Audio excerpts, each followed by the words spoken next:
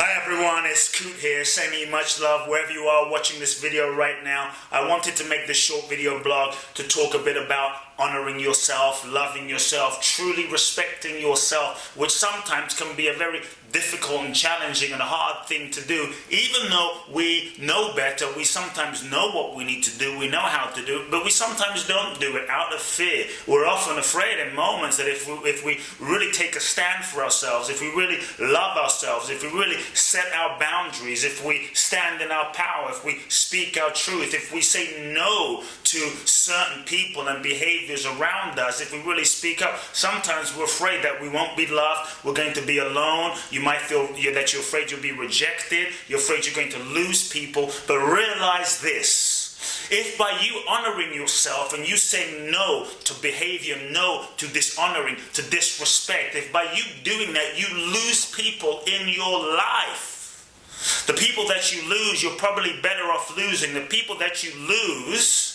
that don't want you to stand for yourself and honor yourself and say yes to yourself really don't love you truly in the first place. They aren't your real friends, because those that really love you are going to honor you in the first place. But those that really love you, because look, there's no perfect human beings, are going to respect and honor your courage and your willingness to take a stand for yourself, because ultimately they love you, and as a result of their loving for you, they're going to want the best for you, and as a result of wanting the best for you, they will respect and honor you respecting yourself.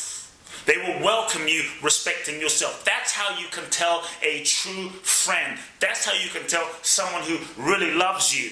And by you speaking up and saying, hey, that behavior is not okay. Hey, you know what? Cross the boundary. Hey, I'm not going to accept that. Hey, I need to change my mind as to renegotiate this relationship. They will be open, willing to listen, to feel your heart, to also feel what's best for you. So be willing to feel your truth. Be willing to then communicate your boundary, your needs, your feelings, those around you with love. Sometimes out of fear, we suppress, we hold back, we don't communicate. Then we end up blowing up. Realize this. True spirituality, true being compassionate, being loving is not about allowing those around you to walk all over you, treat you like shit, treat you less than, abuse you, trample all over you, dishonor you, disrespect you. That has nothing to do with being spiritual. True spirituality must start with yourself. True loving that includes everyone else in your life but doesn't include you is not real loving. Real compassion, real spirituality must first begin with you. When you realize who you really are, that who you are is consciousness, who you are is a spark, a amazing manifestation of the infinite consciousness, of the divine, whatever label you want to call it. Some say you might be a child of God, a child of the infinite. When you realize who you are, then you also realize who another is. And when you realize who you are and who others are, the entire perspective of your life and your relationships begin to change. Your relationship with yourself changes, because when you realize who and what you truly are, which is sacred, a sacred expression of life force energy, then you no longer allow people in your life to dishonor the sacredness of your being. Not just you as a ego, not just you as a personality, but you realize that you are sacredness itself, and you no longer allow those in your life to treat you with anything less than loving, anything less than honoring, anything less than self-respect. To me, when you truly honor yourself by allowing those in your life to dishonor you, you don't respect yourself, but you also don't respect them. By allowing those in your life to dishonor you, you effectively communicate, and you tell them, I don't believe in you, I don't really see you, I don't think you're capable of more. By setting your boundaries and saying, no, I'm not going to accept being treated that way. No, I'm not going to accept that abuse. No, I'm worthy of something more. A couple of things happen. You actually gift the people around you a deeper gift, because by saying no, you force those around you, if they're willing, if they're open, to rise up, you actually call forth more from inside of them. You effectively are saying, no, I know that I'm worthy of more. I know that you're worthy of more, and you are capable of more, and I'm not going to accept that behavior for myself, from you, and I'm not going to accept that behavior from you for you, because I know that you are divine also, and you're capable of more. So no, here's my boundary, here's my limit, no more. So you, by setting your boundary, you actually gift the possibility for those as an invitation to step forward, to stand in more of their integrity, more of their compassion, more in their highest expression when you set your boundary with love. Remember, you can always set your boundary and say no with love. Realize that sometimes saying no to other people is saying yes to yourself. And you've got to say yes to yourself before you can really say yes to another. A true yes to another. Remember, amazing friends, people treat you how you teach them to treat you. So how are you teaching people in your life to treat you?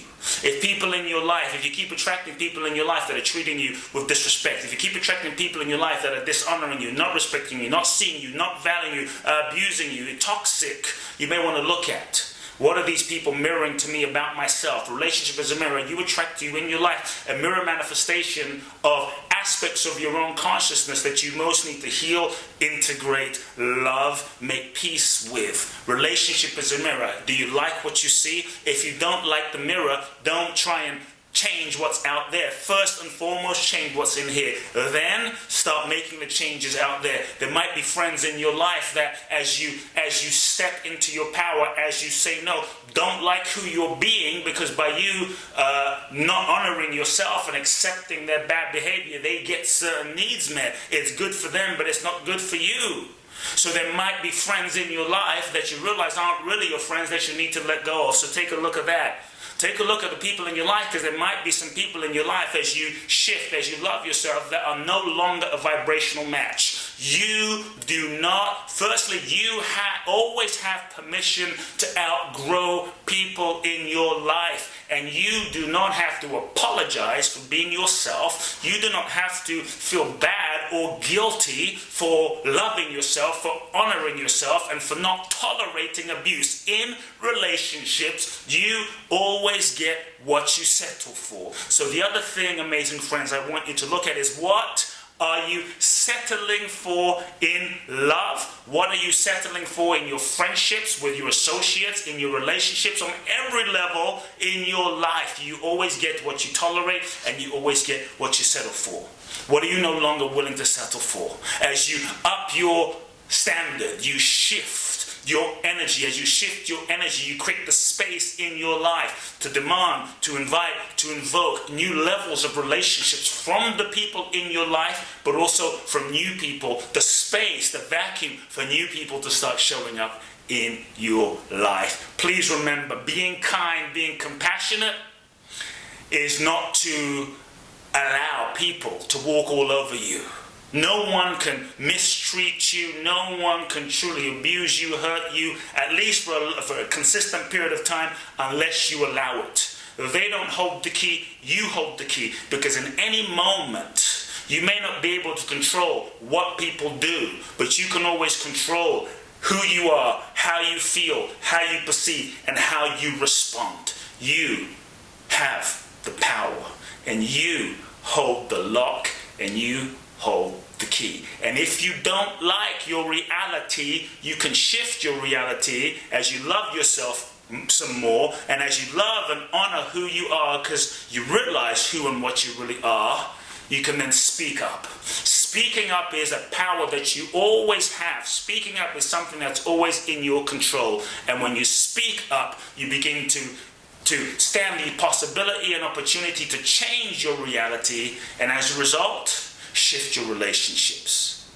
This is your power, and this is your key to freedom. My friends, speak up, own your power, be a blessing to those around you. Love now. Folks, if you enjoyed this short video, please do share it with your friends, share it on social media, tag me, Follow me, go to my website, www.kuteblackson.com. Make sure you subscribe to my website for free gifts and inspirational weekly updates. Love now.